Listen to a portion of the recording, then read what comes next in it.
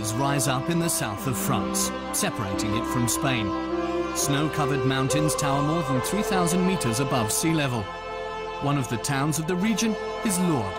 With 15,000 inhabitants, it's just a small French town. But with more than 30,000 hotel beds and more than 6 million visitors a year, it has the highest number of overnight stays in France after Paris. The people who come to Lourdes are mostly pilgrims.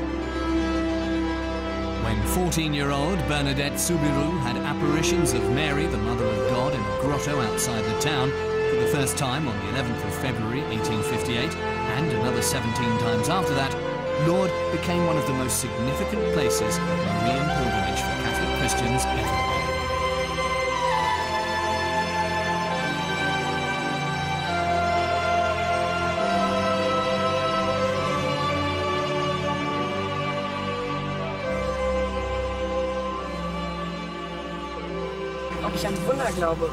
Do I believe in miracles?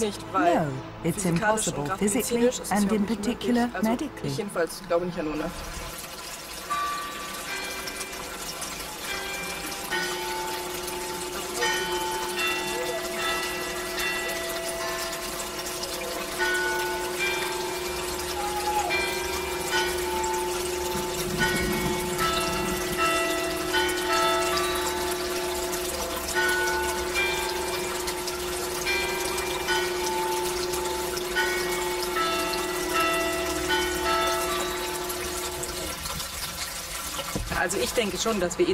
I think we become internally impoverished if we stop believing in miracles altogether. It helps me in my everyday life to believe in the miracle of life, and it's said that faith can move mountains.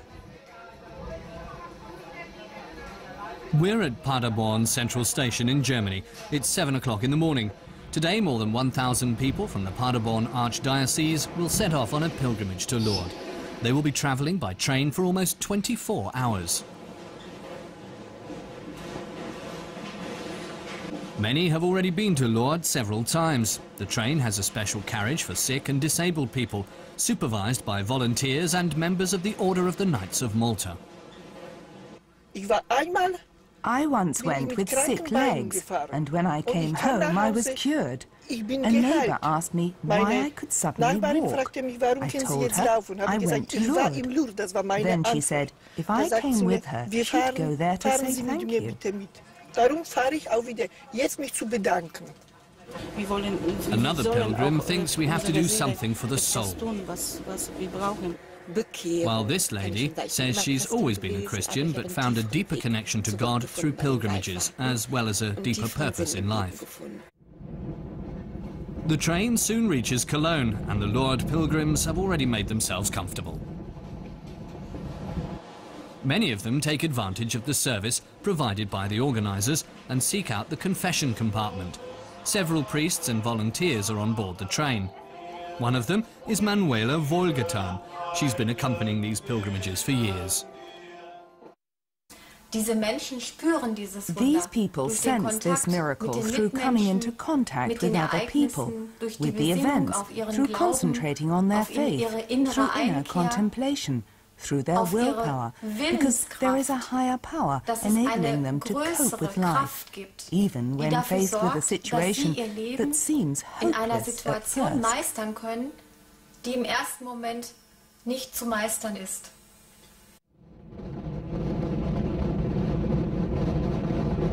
The rising sun announces the new day. The train is approaching Lourdes. The Pyrenean foothills can already be seen on the horizon. Some of the pilgrims on board the train must have asked themselves, who was this French girl, Bernadette Soubirous, who had apparitions of the Virgin Mary 150 years ago? Bernadette was born in 1844. At that time, Lourdes was a small town with a population of hardly more than 4,000. It was dominated by a well-fortified castle. This town has been rebuilt in Lourdes as an open-air museum. Bernadette was baptized 2 days after her birth. This is what the church looked like at the time.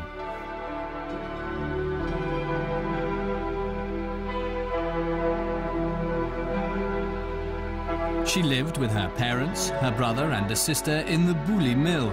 but her father, Francois, went bankrupt, and so the Soubirous family had to move to the former prison known as the Cachot. An epidemic was raging in Lourdes at the time. Ever since then, Bernadette had suffered from chronic asthma. She had a difficult youth in this converted prison.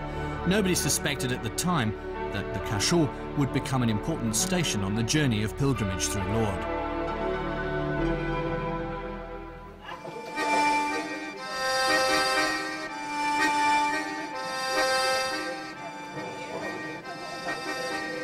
The long train journey has come to an end. The pilgrims from Paderborn have arrived in Lourdes and are taking buses to their hotels.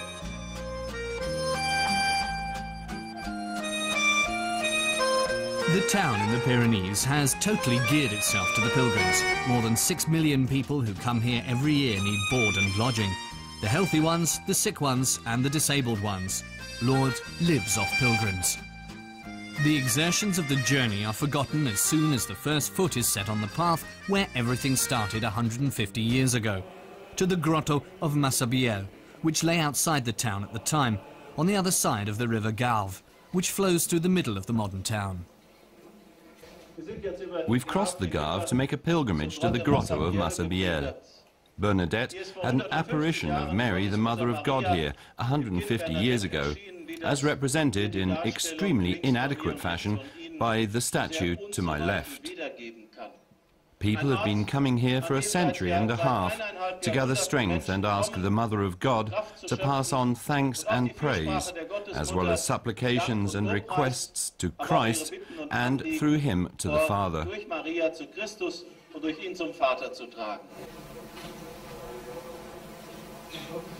What happened in this grotto on that Thursday, the 11th of February, 1858? Bernadette was gathering wood with her sister and a friend when suddenly a white lady shrouded in soft light appeared. Bernadette was confused because she was the only one who had this apparition. The Waxworks Museum in Lourdes has recreated this scene. Despite being told not to, Bernadette kept returning to the cave. She saw the lady in white a total of 18 times. The lady smiled at her, talked to her, asked her to tell the people to make pilgrimages to this place and that a chapel should be built here. Where once there was nothing but rock, a spring suddenly appeared.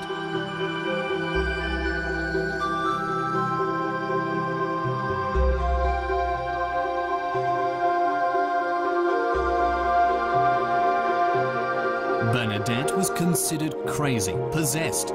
It was only when the lady in white revealed herself to be the Immaculate Conception, which could only mean the Mother of God, who was born free from original sin, did the priest, the authorities and the parents believe the girl really had seen Mary. Bernadette, a simple shepherd girl, is unlikely to have known this theological connection. Millions of people have since touched the rock. Their hands have made it very smooth.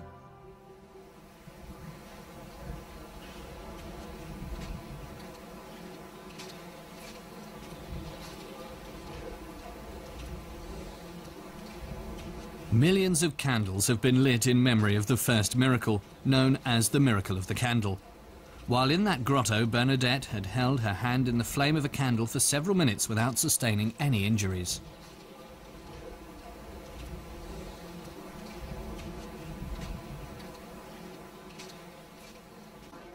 As the Mother of God requested, a chapel was built in Bernadette's lifetime. In 1889, this church was built above it, the Rosary Church, which was elevated to the status of Rosary Basilica by Pope Pius XI.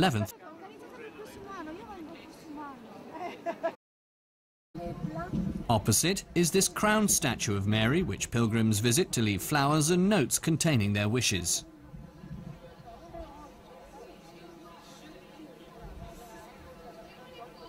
Many pilgrims come to this square, the Esplanade, particularly for the big processions.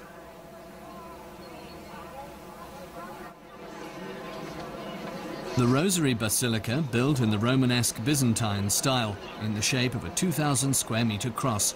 The Esplanade and the grotto itself are the main attractions of the sanctuary of Our Lady of Lourdes. To mark the 150th anniversary of the Marian apparitions, 2008 was declared a holy year for Lourdes.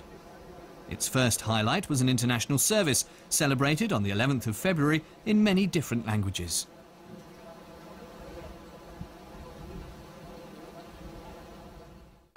On the very day of the anniversary, this huge mass was celebrated in the presence of the Bishop of Tarbes and Lourdes, Jacques Perrier, more than 500 priests and more than 100,000 believers from all around the world.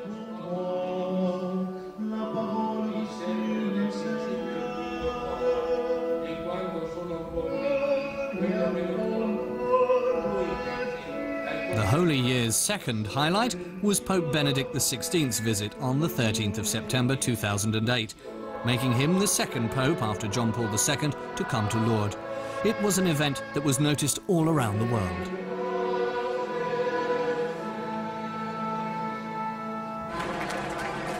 And of course his path led to the grotto, where Pope Benedict XVI also drank water from the spring that formed 150 years ago. The Pope prayed and spoke French to the believers.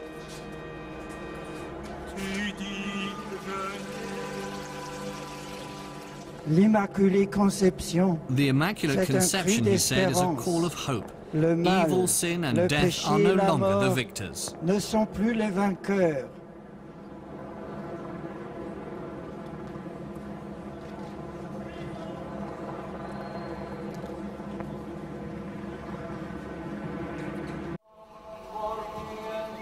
And thus the processions make their way to the town's holy sites.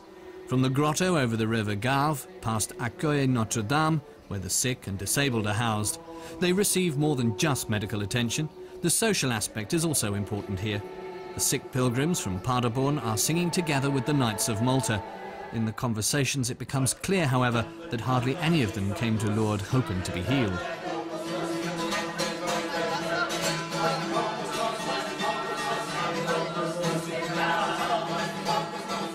So why do sick people come to Lourdes? The trip to Lourdes gives me a lot of strength to cope with my disability. It's my 9th time here. I came to Lourdes the first time in 1976, and I've been here 8 times since then. So 9 times in all. Will he feel stronger than before when he goes back home? Yes. Miracles are known to have taken place in Lourdes. Is that something he's expecting to happen? Not at all. But you can gather new strength, and you're very close to the Mother of God.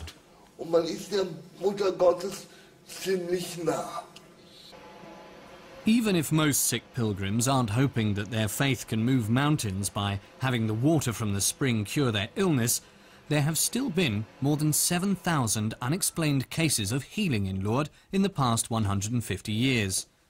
Of these, the Catholic Church has recognized 67 as miracles. Dr. Patrick Thielier is the physician in Lourdes, responsible for giving a first assessment of these healings. He sees the cause of them to be a spiritual force. There is a spiritual force that exists in these healings that take place here in Lourdes. I think these healings take place as a result of God's will, because they aren't caused by the healed person wanting to be healed. It just happens, and suddenly a person is cured. I've had this conviction since the healing of Jean-Pierre Belly.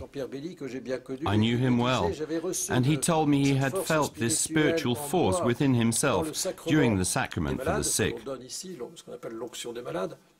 He said this force spread into every cell of his body, and that's what caused him to be healed. So you can see the source of the healing was of divine origin. It's a source we may not always feel, but it's there, and sometimes it has an effect on us.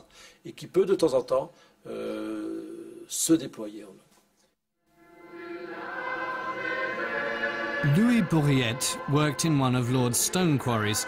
He was 54 when he lost the vision in his right eye in an explosion. He often washed his eyes with the spring water, and in March 1858 he was suddenly able to see again. The miracle was investigated and recognized as such by the church.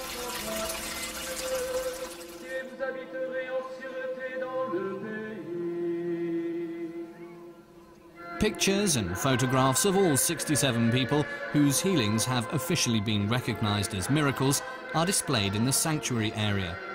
The fact that only 67 of the more than 7,000 registered healings have been recognized as miracles shows how strict the Catholic Church's criteria are and that they investigate every case very closely. This is also confirmed by Jacques Perrier, Bishop of Tarbes and Lourdes. It is not enough for doctors to declare that a person was inexplicably cured. At least the Church has not taken that to be sufficient proof. The Church also needs to see a spiritual dimension in the healing. That means the testimony of the affected person is important, as is the way in which this person serves others. Someone who announces a healing to the media, for example, to profit from it in some way, would never have that recognized as a miracle by the Church.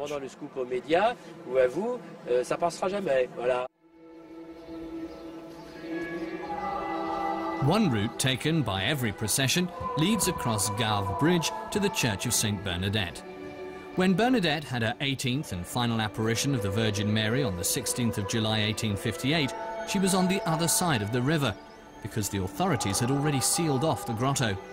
A further chapel in the form of a covered amphitheatre was built in 1986 at exactly this location.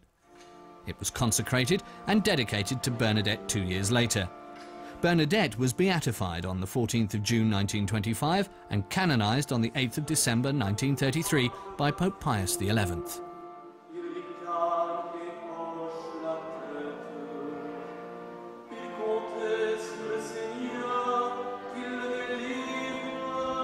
Over time, more and more pilgrims flooded to Lourdes. None of the existing churches was able to cope with the demand. Thus, the area under the esplanade was used to build an enormous underground church, the Basilica of St. Pius X.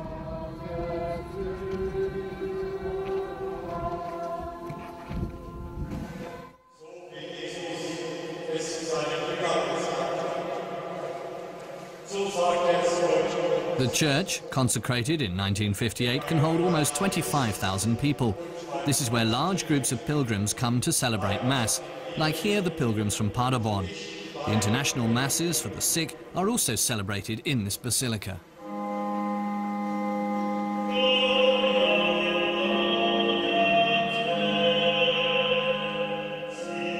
Young people have always been amongst the pilgrims. But since hundreds of thousands of young people have been coming together during the World Youth Days, more and more have been registered in Lourdes too. A group of young people from Paderborn are visiting the church in which Bernadette was baptized.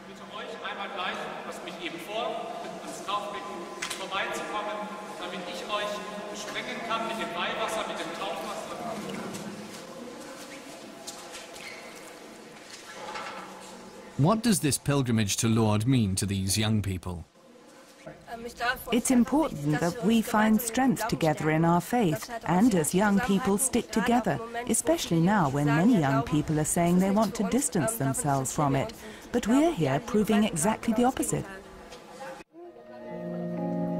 And so the girls and boys also make their way along the Jubilee Trail set up in 2008, which leads past all the important sites associated with Bernadette.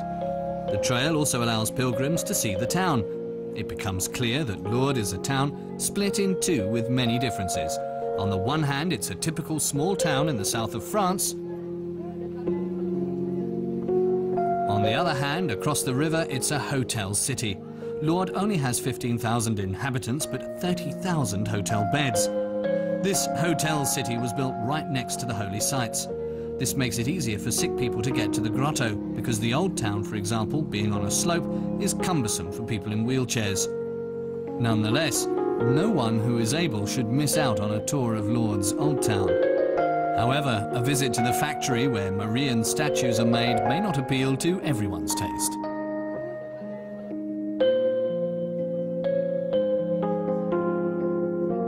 And the same goes for the many souvenir shops lining the streets and grouped by nationality. Many a souvenir shop proudly points out that it calls itself a fournisseur du Vatican, a purveyor of goods to the Vatican.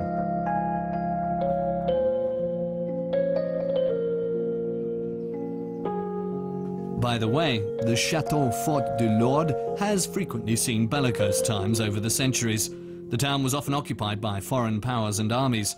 These days, however, soldiers come here as pilgrims, including soldiers from the German army.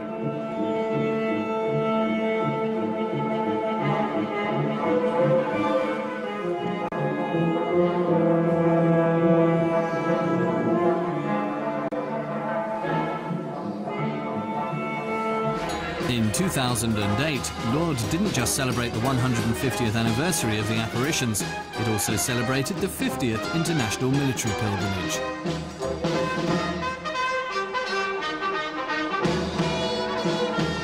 The soldiers see this place as a place to meet and bond with soldiers of other nations, regardless of their denomination.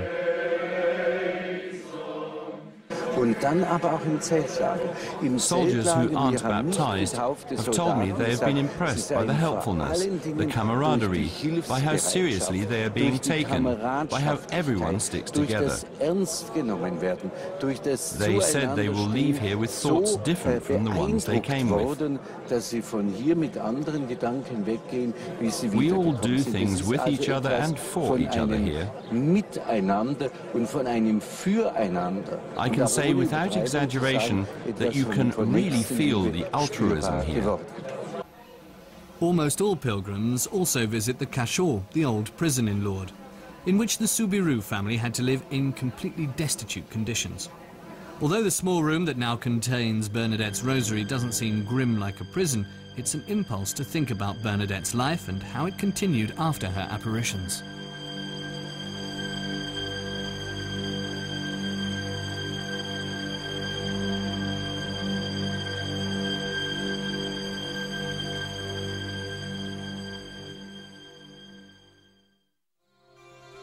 In 1864, Bernadette decided to join the Sisters of Charity of Nevers. She prayed by the grotto a final time before she bade her friends and family farewell and left her home.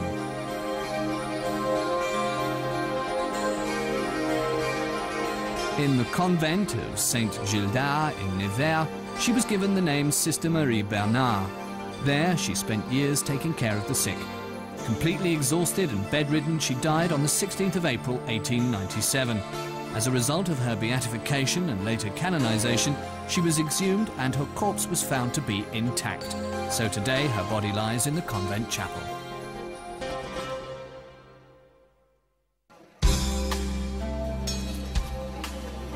The pilgrims drink the water from the spring that can be obtained from various taps below the Rosary Basilica, maybe in memory of the saint and maybe in the hopes of having a healthy life. The pilgrims from Paderborn have also drunk from it and are now gathering for the obligatory group photo in front of the basilica.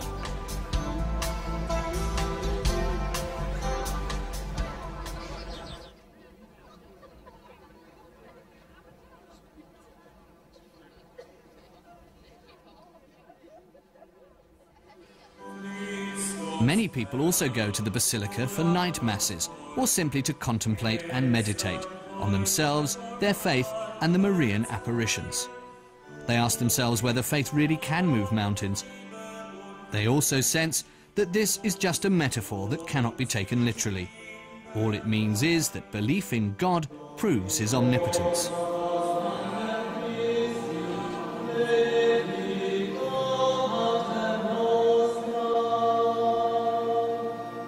Prayer, penance and poverty are the three key elements of the message of Lourdes. While the Virgin named the first two explicitly, the third was revealed by Bernadette's choice to be poor amongst the poor. Bernadette, who was promised happiness not in this world but the next by Mary, is giving this message a special dimension, particularly today. This is what the people think about when they participate in the torchlight procession.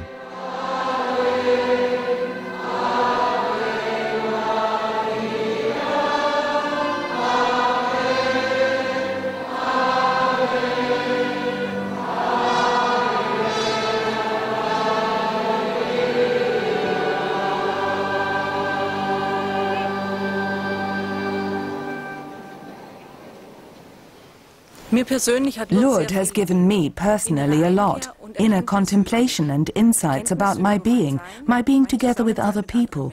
There's a great sense of fellowship amongst the pilgrims, and I think everyone, religious or not, feels compelled by the mystery of Lourdes.